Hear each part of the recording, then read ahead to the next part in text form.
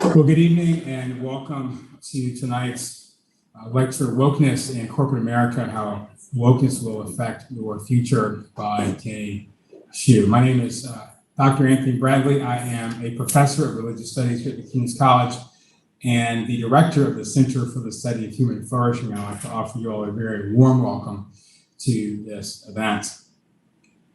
Your work life will soon begin. Are you prepared for the politically correct corporate world? Corporations are taking drastic steps to show the world that they are not racist. This includes preferential hiring and promotion for minorities and women and woke training sessions that blame white people for society's problems. Joining us this evening is Mr. Kenny Xu, who will provide insights into how corporate woke policies will affect your future if they are not stopped. Kenny Xu is the president of the race-blind advocacy group Color Us United, the author of the book Inconvenient Minority, and the host of the podcast Inconvenient Minority, a podcast that deeply investigates race, identity, and culture.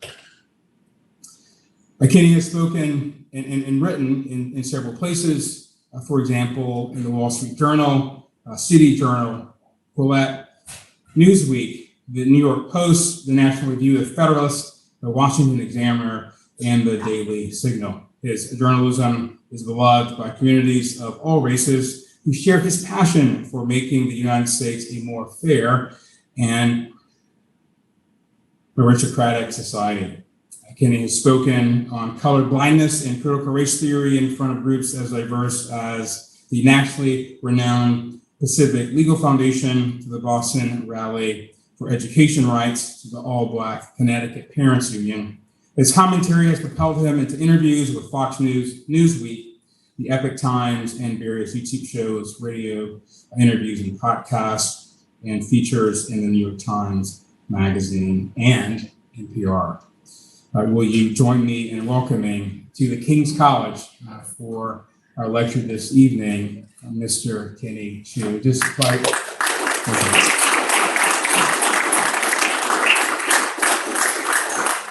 so what we'll do is we'll have the lecture, and then we'll open up for Q&A, and then there'll be hospitality after the event is over. Welcome.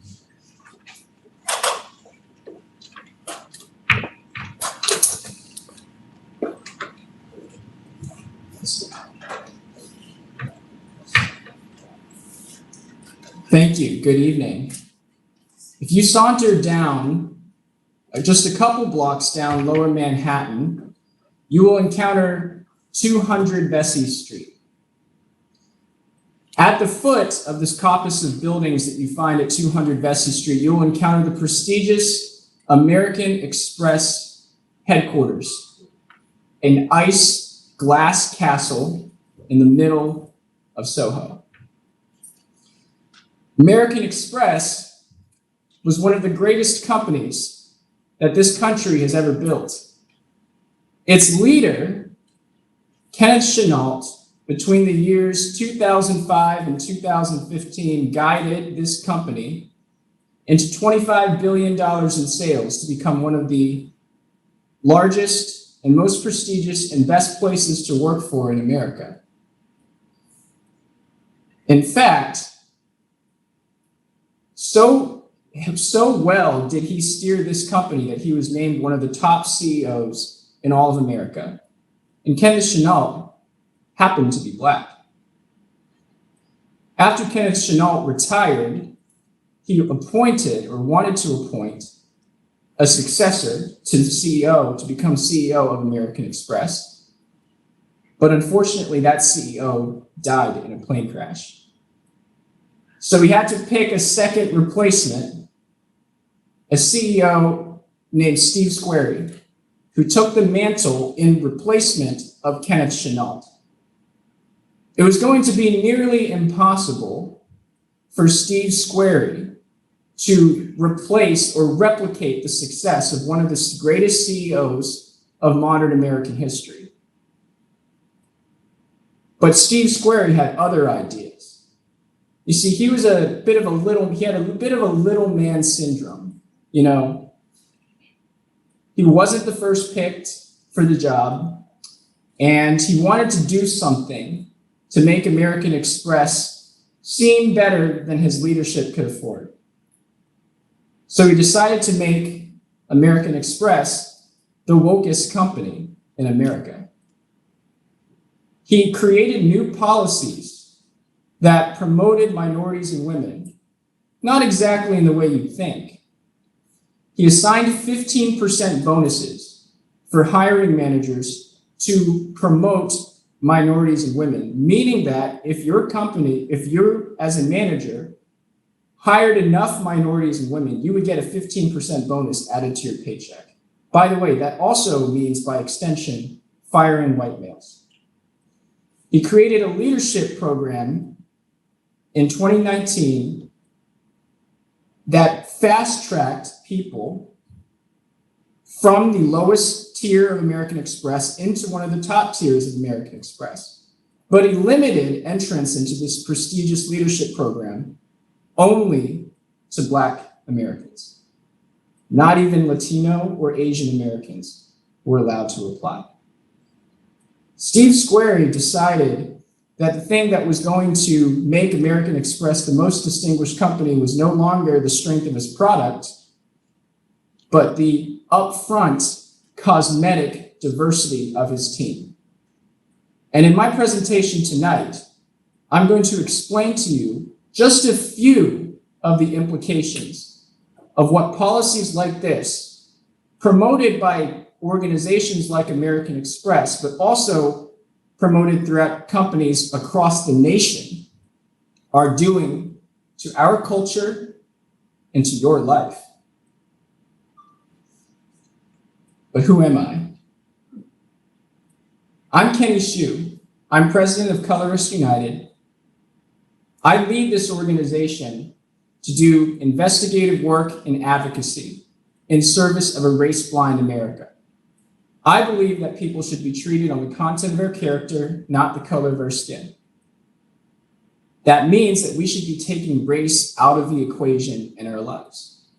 I think that America, one of the greatest things about America is that there is no one skin color, no one ethnicity, no one culture that defines who we are as Americans. We just want to get along. We just want to get along with other people.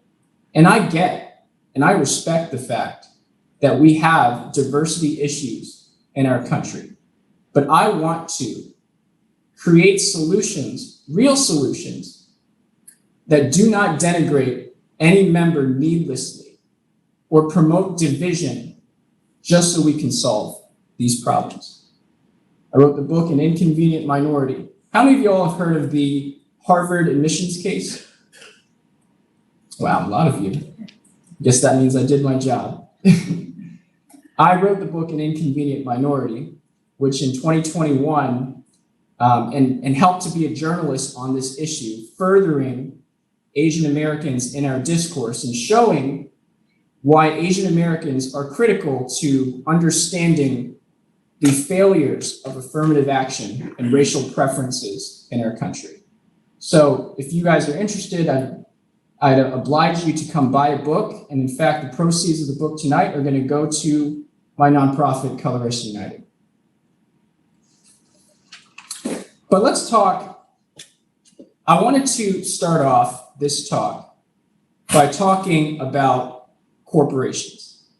You didn't come here to talk about Harvard. Of course, you can always ask questions about it. You didn't come here to talk about Harvard. You came here to talk about corporate wokeness. What is a corporation? In the shortest, most cohesive format that I could explain what a corporation is, a corporation simply is an agglomeration of shareholders and employees dedicated to a specific purpose. That's all it is. Formalized into one entity. That's it. If you are a profit-seeking corporation, it's usually to make profit or to provide a product or a value, a service. If you're a nonprofit corporation, you usually have a mission statement. The employees, the stakeholders, the shareholders, all are arriving to the same conclusion. They want to dedicate some part of their life, some part of their investment towards advancing that mission. That's all a corporation is. Corporations formally were conceived of by royal charter.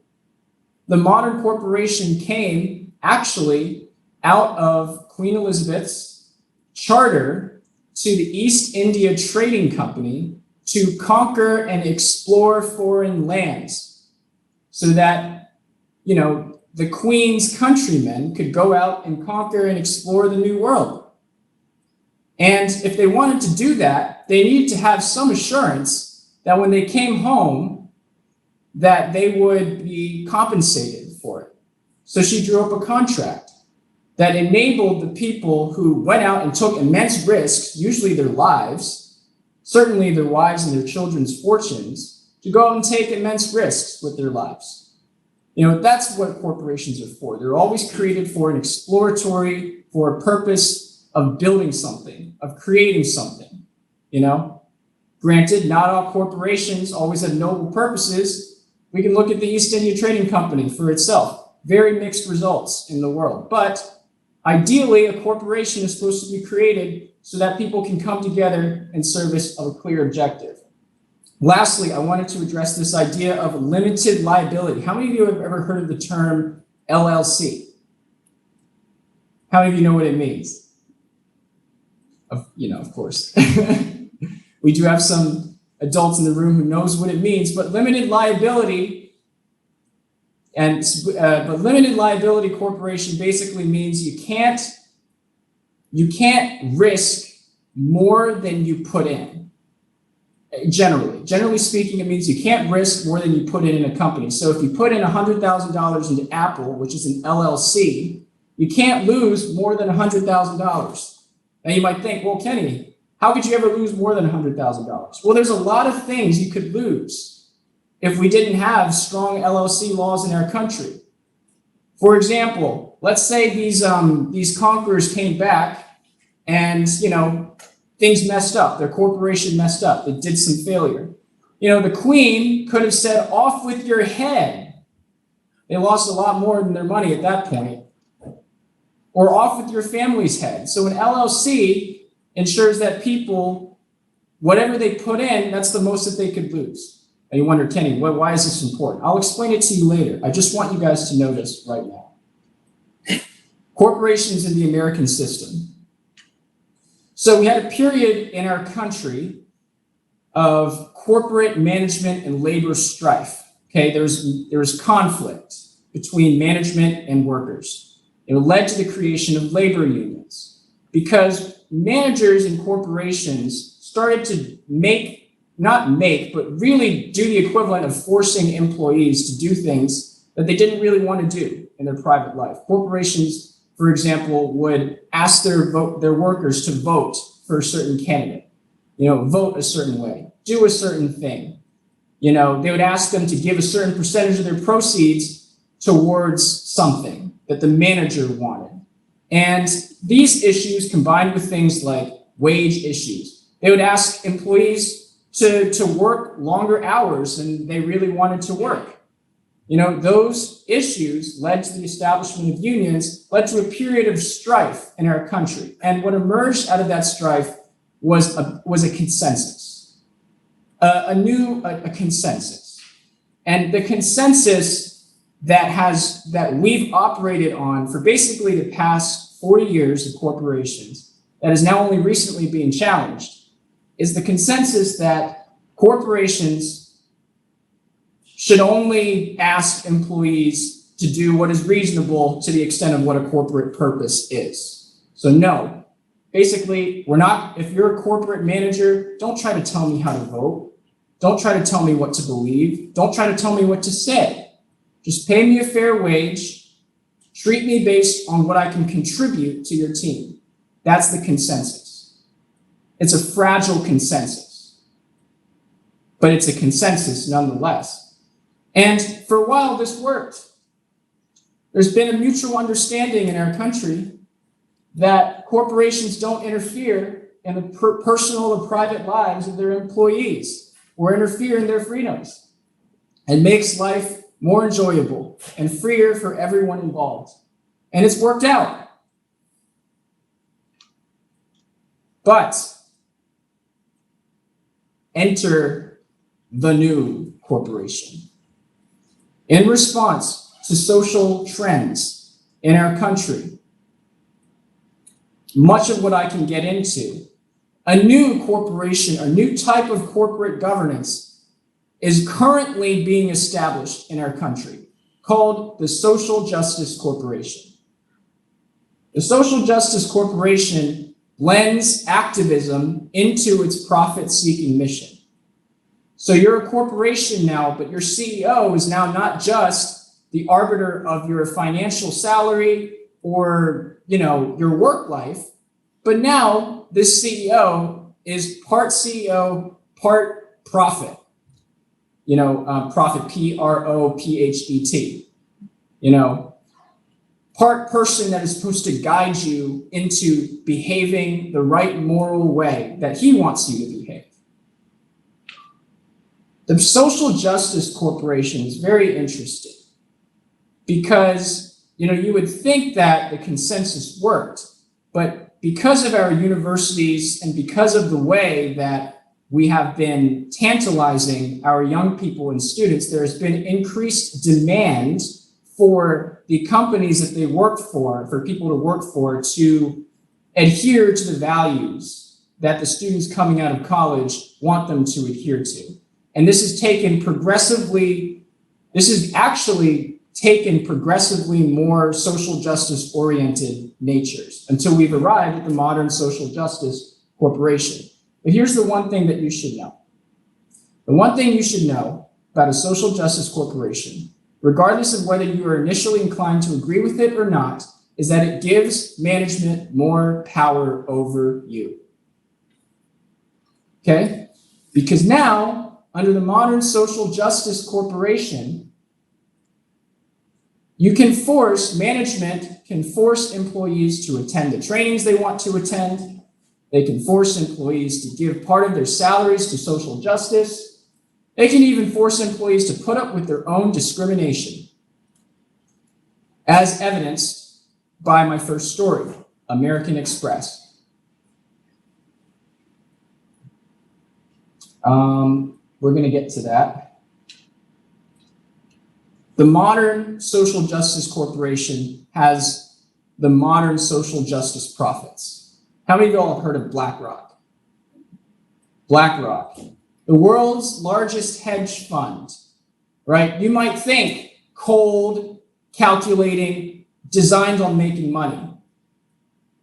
But now BlackRock's CEO, Larry Fink, wants to save the world along with making money. Look at this Wall Street Journal article. Larry Fink wants to save the world, parentheses, and make money doing it.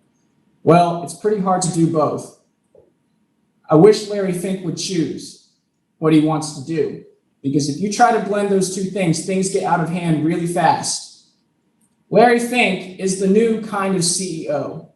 Along with people like Larry Fink, there are other examples. WeWork CEO Adam Neumann. In some ways, even Apple CEO Steve Jobs kind of started this trend of part corporate figure, part moneymaker, part zealot, part activist. But Larry Fink's idea is solving climate change.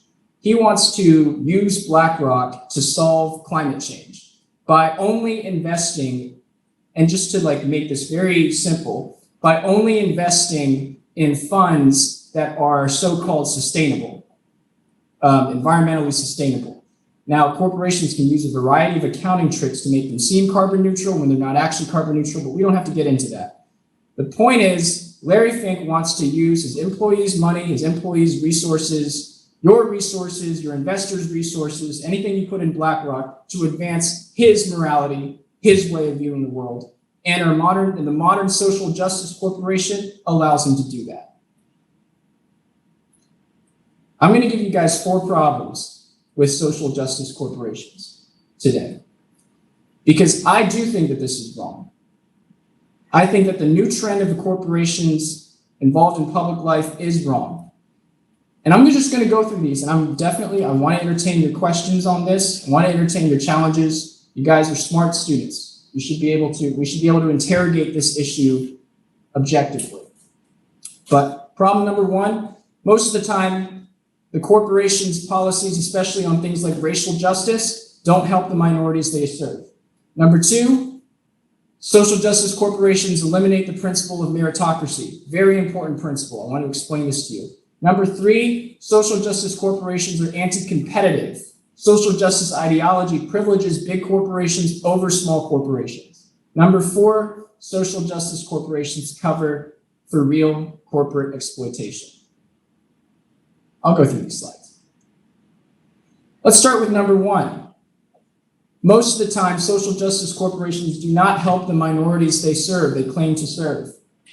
So I want to talk about a specific corporation, Bank of America. Bank of America just created this new housing proposal. Actually, this just happened a month ago. You can look it up online. It's on CBS News. They're going to offer 0 down payments and 0 closing costs for Black and Hispanic families in certain Black and Hispanic neighborhoods. 0 down payments, 0 closing costs. And the reason is social justice. The reason is, well, Black people, Black Americans don't own homes at the rate that white Americans do, and it's a way to build wealth, et cetera, et cetera. Fine, I get the idea, but this is actually a really bad policy for Black and Hispanic Americans because there's a reason why they choose to rent more. There's a reason why we have down payments. And the reason why is because you want to ensure that you're credit worthy, that you can pay off your mortgage. And if you can't, things get really bad for you really quickly. And so what Bank of America is doing is that they're incentivizing Black and Hispanic families to take on more debt. More debt. There's a reason why the Bible says that thou shalt not chain yourself to debt. It's not an actual verse. But debt, personal debt and immense personal debt tends to backfire on you eventually. And do you really want big banks owning so much of the debt of Black and Hispanic Americans? If you guys remember, part of the reason why the 2008 financial crisis occurred was because we created very lax mortgage standards, especially for new immigrant families, so that they could buy homes. And that didn't turn out well. But you know who really benefits from these policies? Oh, the banks. Bank of America really benefits because banks love debt. So, as usual, a social justice policy on face, social justice, in reality, not helpful. I want to go into this example. This is kind of funny. So in Georgia this year, Georgia Republicans passed a voter ID law, basically said you need a driver's license or some form of ID to vote.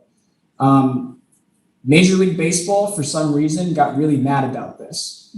And they decided that they were going to pull their All-Star game from Atlanta in order to protest the Georgia Republicans' voter ID bill. Well, Atlanta is a 49.79% Black city. It's actually one of the most Black cities in our country. So what Major League Baseball really decided to do was they decided to pull, an All-Star game, which generates millions of dollars of revenue that will help thousands of Black families. They decided to pull that game in the name of helping Black Americans. I would say I'm surprised, but after all, they are the MLB, they're the opposite of BLM. So,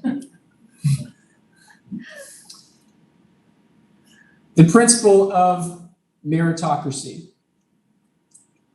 What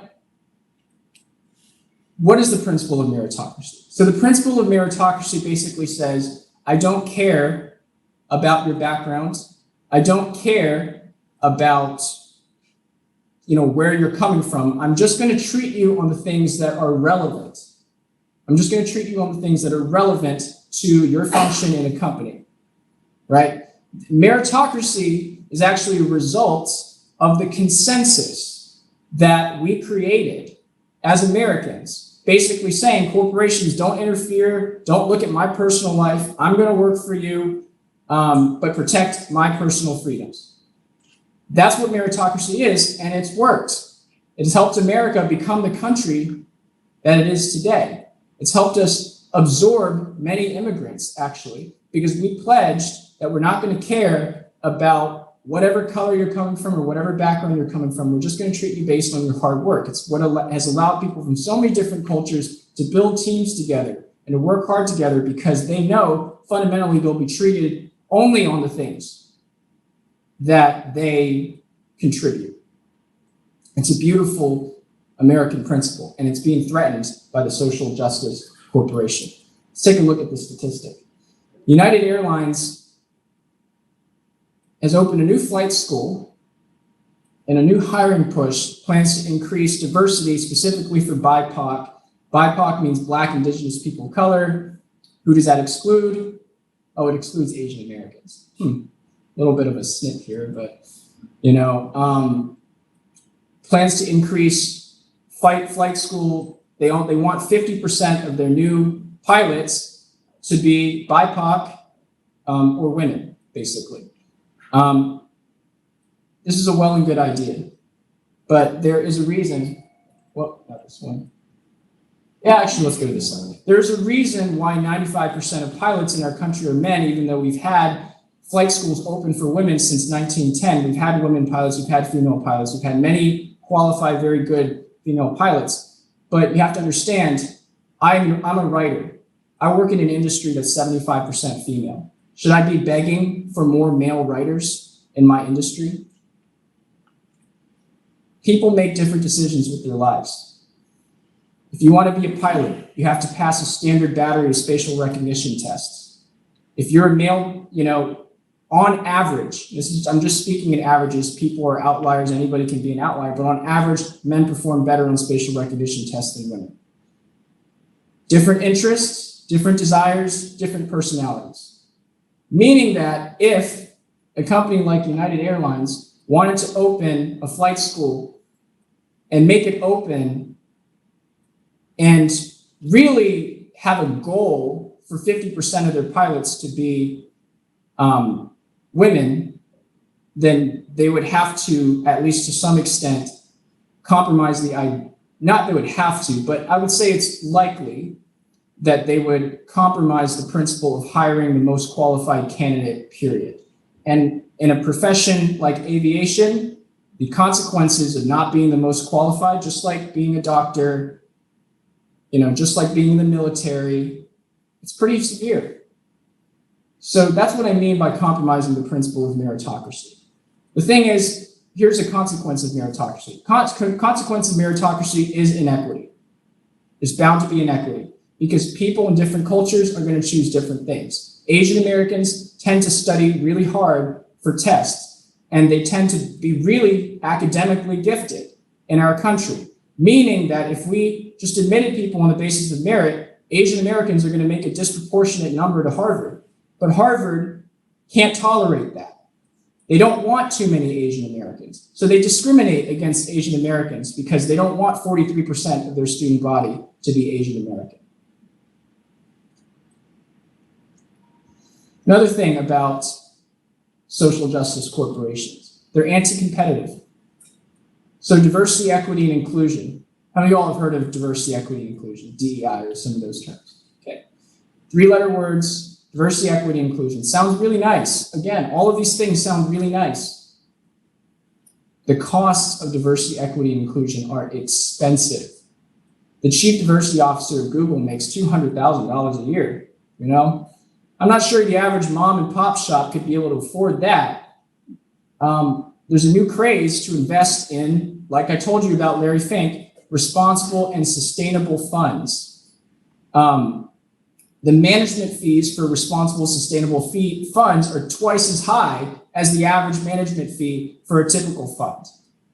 And you know what corporations do with that? They pass that down right onto the employee and right onto the consumer. So guess what? You want to invest in responsible and sustainable funds, at least whatever is the accounting measurement of that? Well, it's going to cost you. And I'll tell you what, if you're a small business, it's going to cost you a whole lot more than if you're a big business, because when you're Google and when you've basically made a cash machine in the early 2000s, yeah, you can survive DEI. But if you're a small business, less likely. This is just an article about sustainable funds. The last thing I want to talk about, the last problem I want to talk about social justice corporations, one that's personal to my heart. Because you come to this college for a reason, right? People have invested in you. People have trained you. People have educated you so that you can be principled people going out into the world. And one of the most fundamental principles that you will realize going out into the real world is that just because someone says something doesn't mean they're going to do it. Just because someone says something doesn't mean the intention is there. Okay? People say things all the time about inclusion and diversity. But sometimes, not all the time, but sometimes they're doing it as a cover. American Express has a 15% bonus for hiring minorities and women and for firing white males. In 2021, American Express got rid of 2/3 of their sales team, their global sales team. Their global sales team was 98% white males. They got rid of 2/3 of that sales team, 2/3 of the top 50 performers, the people in the most profitable division generating billions of dollars of revenue for them. They got rid of their top 50 performers. And they used diversity as a cover for a truly horrendous policy. Meanwhile, their executives got raises and a promotion. Their vice president. American Express is currently actually under investigation by the IRS for tax fraud. They are being investigated by the IRS for misleading products, for misleading their customers into thinking that they could get a tax break when they can't. It's a bit of a complex thing, but that's the essence. And American Express's solution was to fire the lower guys. Not the guys, not the VPs, not the executives, not the leaders, not the ones who should be taking responsibility for all this, but the lower guys. The guys who were corn-fed, raised to sell. There are real victims of wokeness in corporations. And sometimes, if a company is so uber aggressive on diversity, equity, and inclusion, they're concealing something. This is Nick Williams.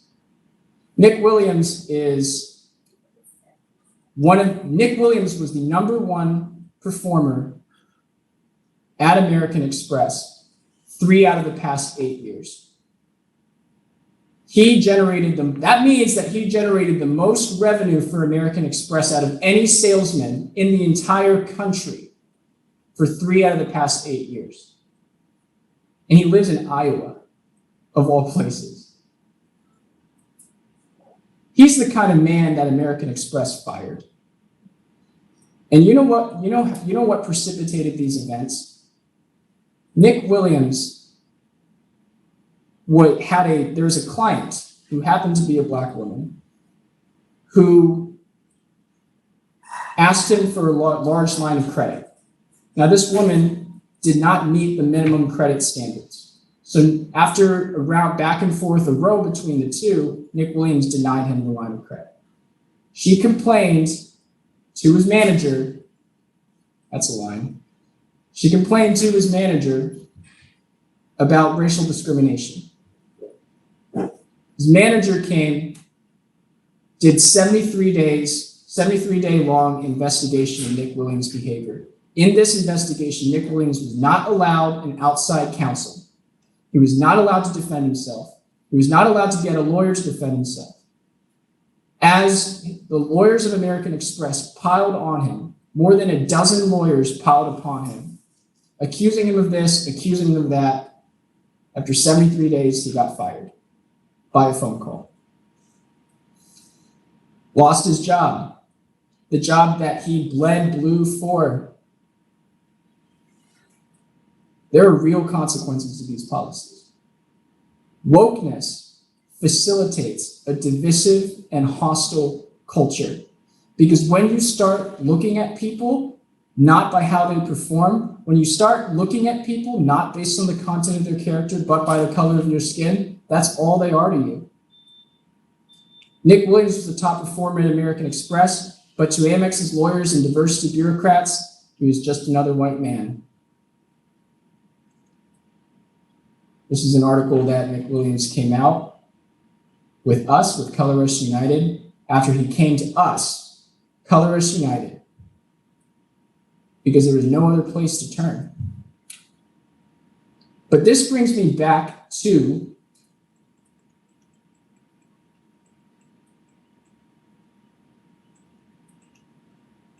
limited liability. Interesting. This brings me back to limited liability. What does limited liability mean? Limited liability means you can only lose what you put in. We have laws about this. We have traditions about this. It's a good tradition. Nick Williams lost a lot more than what he put in. He lost a lot more.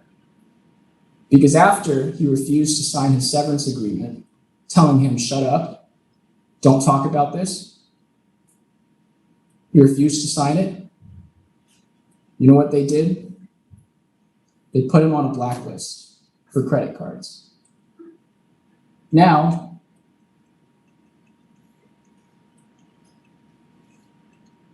Nick Williams is no longer allowed to use a credit card, any credit card, not just American Express. That's liability. That's how bad companies could be under the new social justice corporation.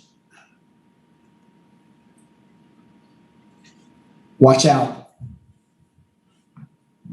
You might think these are good ideas.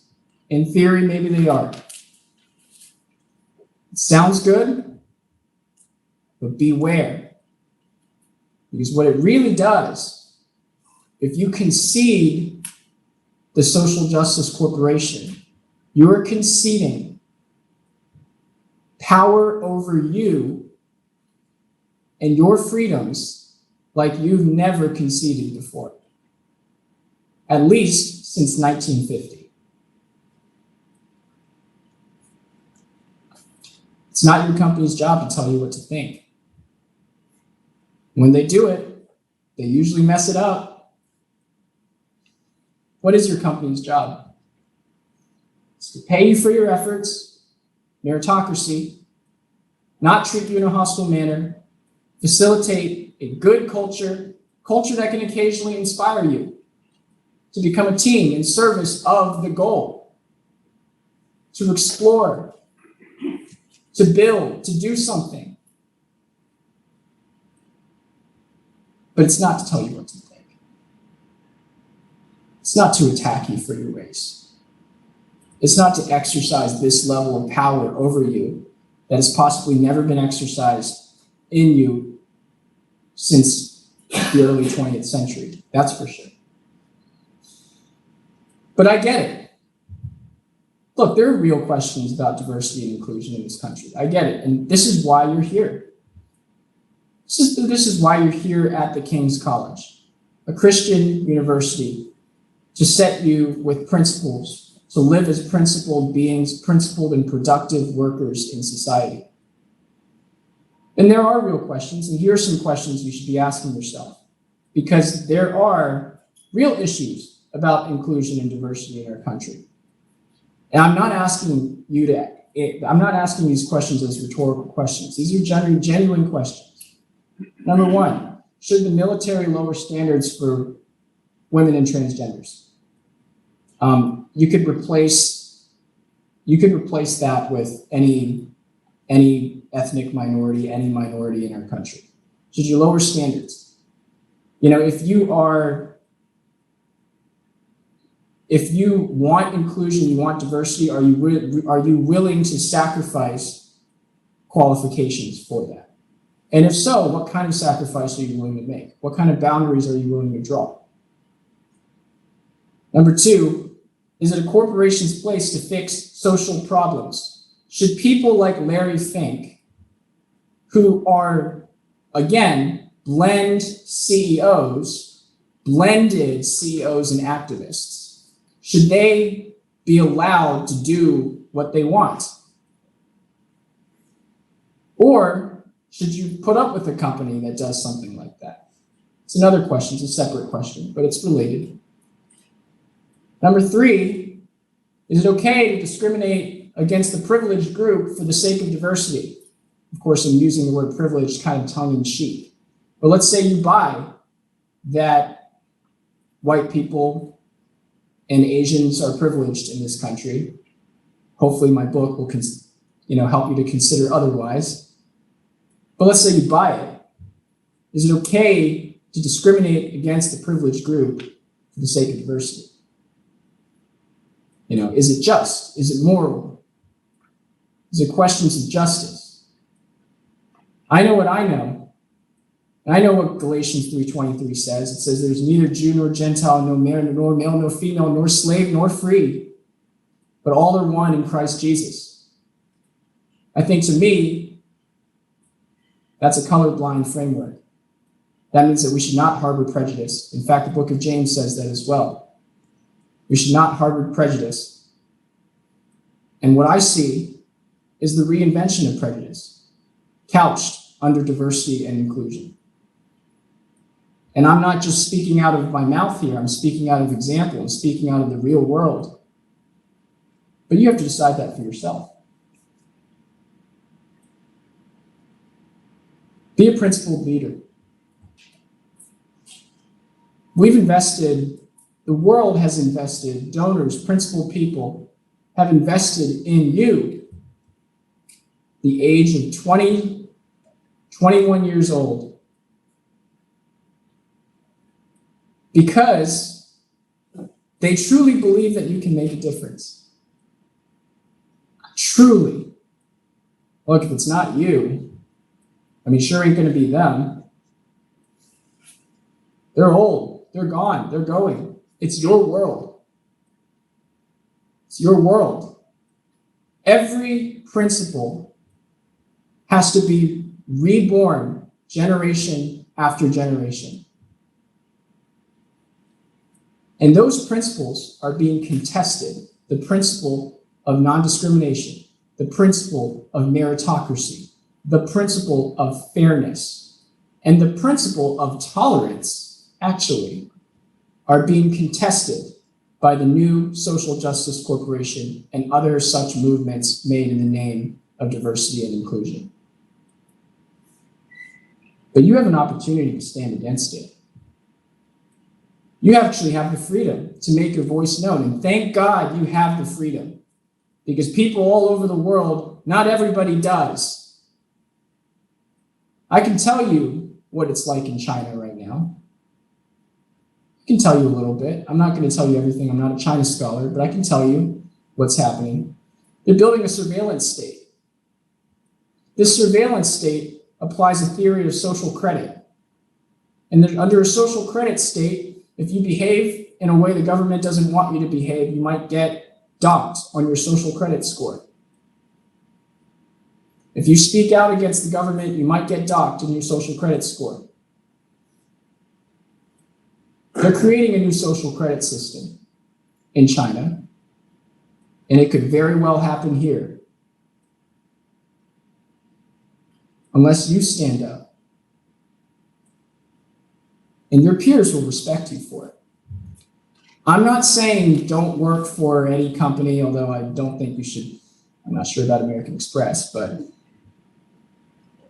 wherever you go, you have the opportunity to be a leader. And your peers will respect you for it because they understand where you're coming from. And if they don't, you're not surrounding yourself with the right peers. Look, you're extremely young. You're not married. You don't have kids. Nick Williams does. He has 3 children. American Express was his income. It was his life. And he still stood up.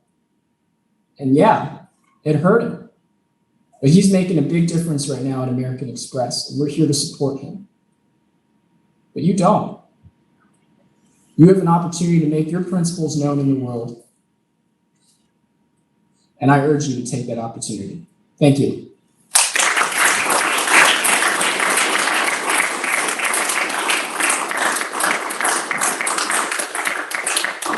Thank you so much. So we'll open it up for a time of Q&A, question and response. And we will start with me because I'm the moderator. So I do have a question to open it up, and I'll just raise your hand, and if you'd like to ask a question. How would you respond to this objection that I often hear? Well, white men have been in control for so long. No harm, no foul if we just flip it and allow minorities to sort of finally take their place. It's sort of a form of reparations or justice to allow that level of discrimination because whites have been in control so long, and they were in control under conditions like slavery and Jim Crow. So there is an argument that sort of it's our turn now to lead and to allow sort of white males particularly to step back. So I understand that some of you have, I'm sure all of you have come with completely good intentions and just want to listen. I've also heard that there's potentially extra credit being offered, which of course does not belie your intention to come here. Thank you. It's still 6 o'clock. It's still New York City. You could be doing anything, but you choose to come here, and I'm very appreciative and grateful of that. Look, white males have been in control of society for so long. They've been in control of our institutions. They've been in control of academics. Clearly, they've built such an inbuilt advantage that we need to correct it for that. So I offer, let's do double extra credit for black students here. Oh, and if you are a member of the LGBT community, we'll do triple extra credit. Et cetera, et cetera, et cetera. How do you guys feel about that? Because that's basically what we're saying here. We're basically saying that we want to either lower standards or pursue affirmative policy. And I'm not exaggerating here. Pursue affirmative policy specifically because of your background. Look, of course, America is disproportionately affected by so-called white males. Of course, we're 60% white country. And of course, because of that, white people probably committed the disproportionate number of historical sins in America. But if we want to go that route, then we also need to say, well, white people have historically committed a disproportionate number of good things in this country too. And then as soon as you start to go that route, then you start saying things like a white man made the light bulb, and a white man ended the Civil War, and a white man, became the first pilot, flew off Kitty Hawk in North Carolina. And then when you start to go that route, then you start to affirm tenets of white supremacy. Implicitly, you really want to give white people that much agency, that much power over your discourse where everything becomes about white people? Like, stand up for yourself, man. Stand up for yourself as the individual. And the solution, the harmonious solution, is let's not make it about race, because it's not about race. Because ultimately your race is no factor, plays no role, either good nor bad, in your role in history and society. It's still up to you. No, it wasn't a white man that flew off the coast of Kitty Hawk. It was the Wright brothers. Let's put responsibility back to where it belongs, and that's the individual. That's my solution. Questions, comments? Yes, in the back. I'm kind of thinking through this as I'm talking, but it seems like you're kind of stressing this idea of we need to go back to a neutral order where we're pursuing profits, not social justice ideology. But I think that might be too weak. Like, why not pursue, another ideology, something that's more befitting a common good? So, for instance, I'm going to be a dentist. I graduated this year. I want to start my own business. Mm-hmm. I can't see myself divorcing, what I believe from my company I'm going to create. Like, of course, I'm going to try to do good through my company. I can't. I feel like what you're saying doesn't present a reality. Like, there's no reality where we're just going to be some neutral arbiter. I don't even know if it seems weak too. It's wrong. The reason why it's not good to do what they did with this guy, where they took away his credit, is because that's wrong. It's not because they were having one ideology, but because they had the wrong ideology. What do you make of those criticisms? Okay, well, it was wrong to take away his credit because the role of a corporation should not extend beyond the risk that you've already put into the corporation. So the reason why it's wrong is because American Express is now interfering with this guy's life way beyond American Express. Now he can't have a Visa, he can't have a MasterCard. His life was severely hurt by American Express. If American Express wanted to terminate him, fine. Fine. You're the manager, you have a right to terminate your employees, okay. But that's the extent of your risk, right? You shouldn't go further than that. You shouldn't deny his credit cards. You shouldn't, target his own personal life. Then you're a very short ways from the Queen saying off with your head, and by the way, off with your kids' heads too. So, but I wanted to touch on another thing you said. You're going to be a dentist. That's awesome. So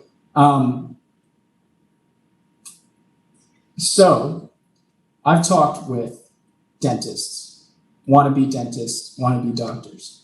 And I remember talking with this one woman who is basically my age, going in medical school. And she starts coming to me with, well, we need to start to really take care of the social justice causes, Black, BIPOC individuals, everything like that. And, I need to use my career for that ends. And I say, fine. That's totally up to you. You can do what you want with your money. You can contribute to whatever nonprofit you want to contribute. But let me ask you this, Sarah. Your name is Sarah. Let me ask you this. I didn't say this so snarkily, I promise. Let me ask you this. Under your framework of social justice, where we need to contribute proactively to, patients who belong to a certain identity category, are you willing to lower your going rate for oppressed groups? And she said, oh, no, that's not what I mean. I said, but that is what you mean. Because otherwise, the best thing that we can do, and this goes back to what I said, put your money where your mouth is, young lady. Put your money where your mouth is. You believe in these things because that seems to me the most obvious thing that you can do to ensure the part you play in this social justice narrative that you want to create for yourself, and more importantly, that you want to impose upon other people. Because she was advocating that the entire medical profession adopt certain diversity standards and inclusion standards, and even to compromise meritocracy for that. And I said, if you really believe in that, you should do that yourself.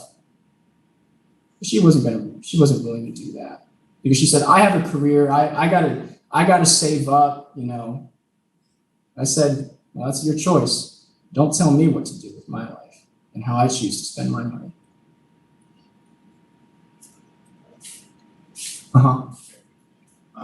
Do you believe that the cultural meaning or definition of racism and diversity has changed at all through generations or time? And if so, do you think any of these potential changes have had positive or negative consequences? Yeah, I think that the definition of racism has changed over time. It's changed in the past 5 years, actually. It used to be that to be racist means that you exhibited prejudice beyond what is deserved, basically. For example, if I had a black candidate and a white candidate, the black candidate was clearly more qualified than the white candidate, but then I say something like, I don't want to hire black people, then that's a racist behavior, because the black person deserved to get hired, but because of my prejudice, I use that against him. That's what racism has meant for the better part of society. That's what we mean when we say America and certain Jim Crow laws were actually racist to black people, because the idea was you artificially raise the standard for black people to vote beyond the standard that is commonly agreed upon for everyone else, right? Like if you wanted to vote in Jim Crow society, if you were white, all you had to be was 18 or 21 or something like that, and be a citizen. But if you were a black person, you needed to conduct a series of tests, you needed to do things designed basically to suppress your ability to vote. So that's racist, because you should be held to the same standard as everyone else. But now we have a new definition of racism that has creeped up through our discourse, facilitated by critical race theory, that basically says racism, if there is any disparity at all, it is evidence of racism. So for example, like the fact that,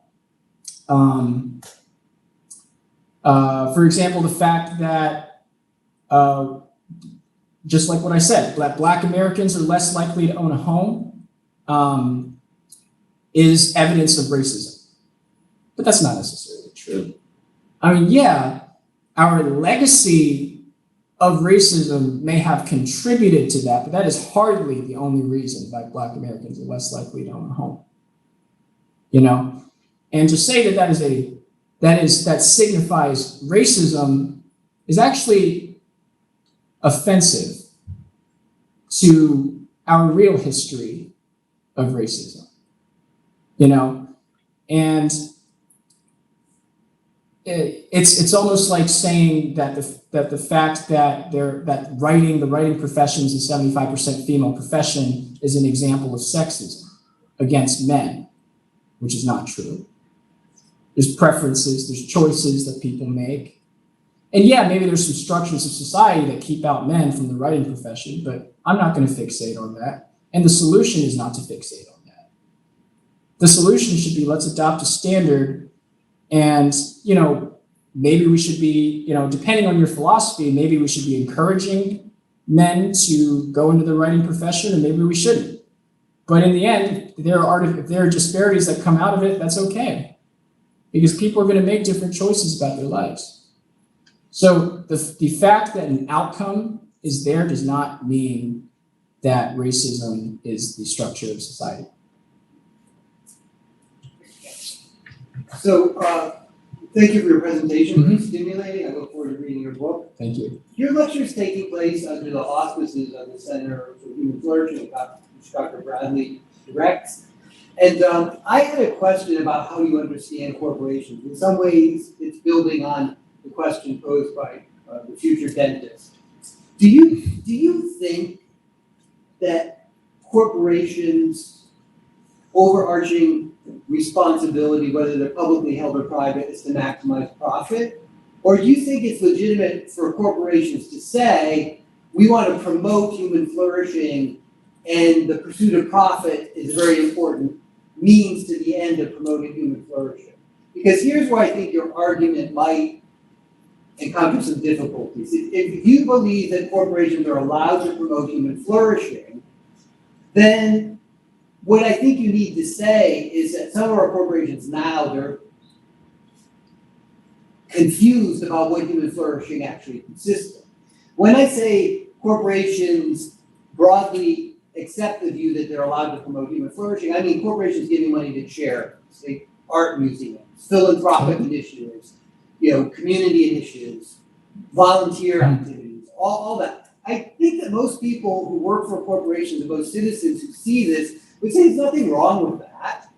And so then the question might be, well, is the only response to that to say, as some scholars have argued, that corporations above all should be concerned with the maximization of profit? So I wanted to ask what your position is on this. So there's a couple of questions there. I'm going to answer the easier question for me first, which is, okay, well, right now what corporations do is actually have matching services. So if you want to contribute to a charity, a corporation could match it. So if you want to contribute $200 to the Salvation Army or the American Red Cross, Google would also donate $200 or maybe even $400 to the Salvation Army or American Red Cross based on your desire to donate to that. And I think that's fine because it's a blind system. It's basically saying your preference is my preference. I think it's an empowering thing. But I don't know. Would you tolerate a company that said, I'm going to make you donate, or I'm going to take it out of your salary to donate percentage of your salary to the Republican Party? No, I think we would all agree with what you said earlier. That's corporations going too far. Right, so that's corporations going too far. That's my position on charitable contributions. I don't think that a corporation should make a decision for you as to the charity that you want to support, whether it's Black Lives Matter or whether it's, a Christian charity or a Muslim charity or something like that. That's my position. The first question that you asked, which is a corporation's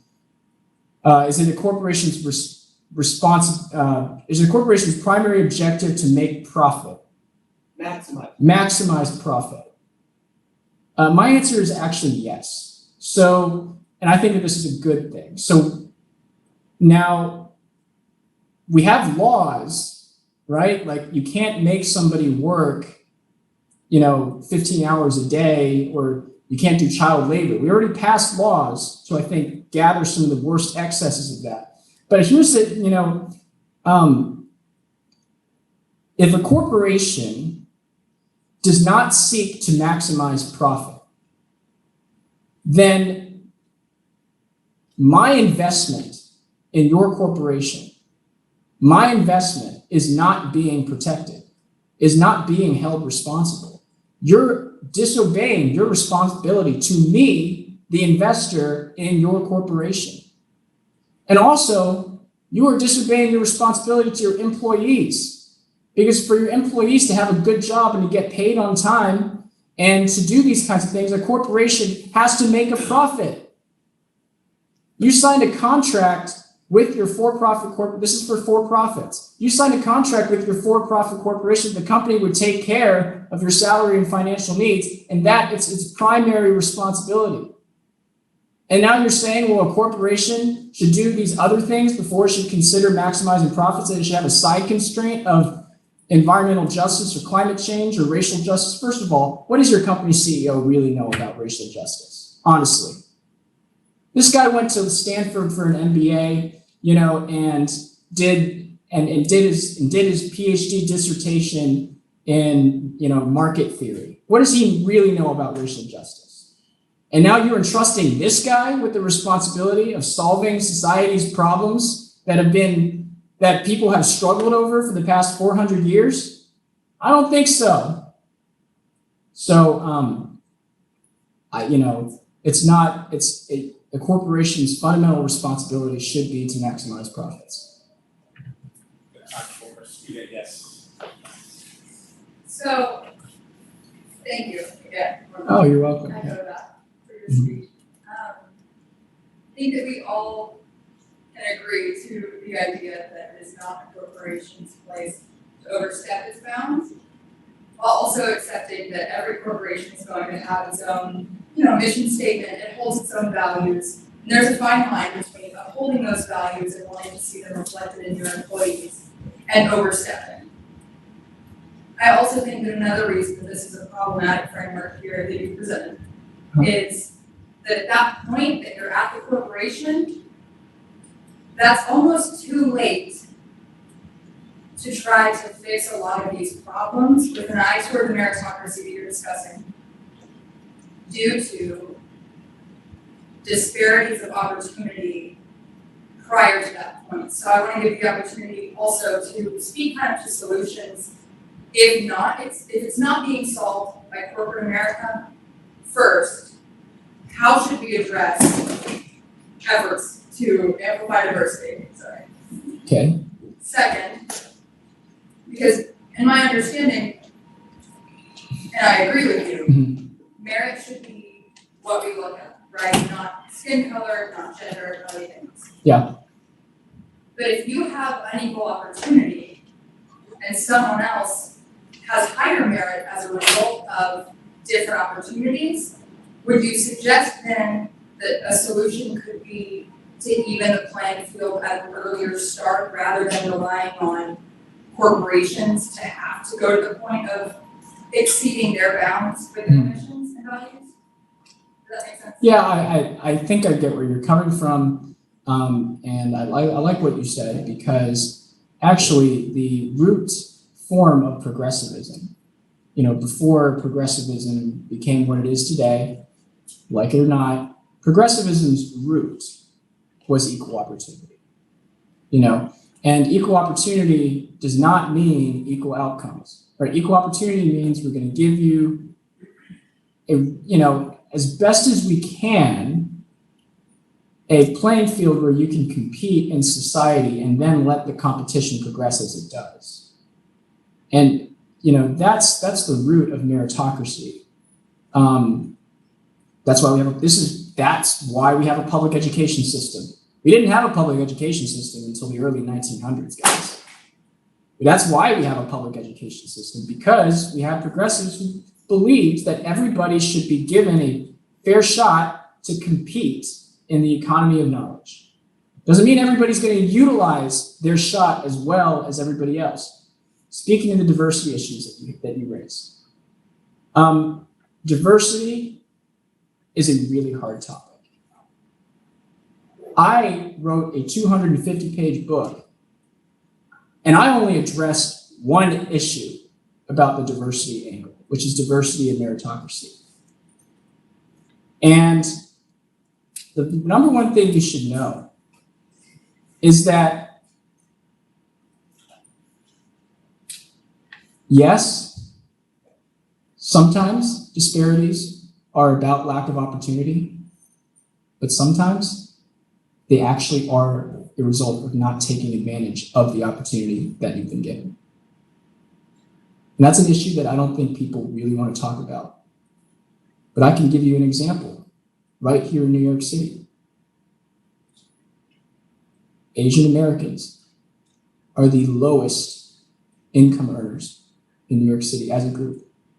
People don't know that. We actually have the highest rate of poverty in New York City.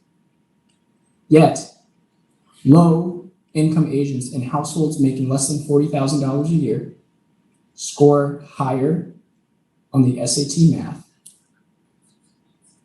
than high income Blacks, Hispanics, and whites. I don't know about you, but I don't think that those high income whites and Blacks and Hispanics had less opportunity than these Asian Americans. But there's one thing to have opportunity, and there's another thing to fully take advantage of it. Thank you very much. Thank you.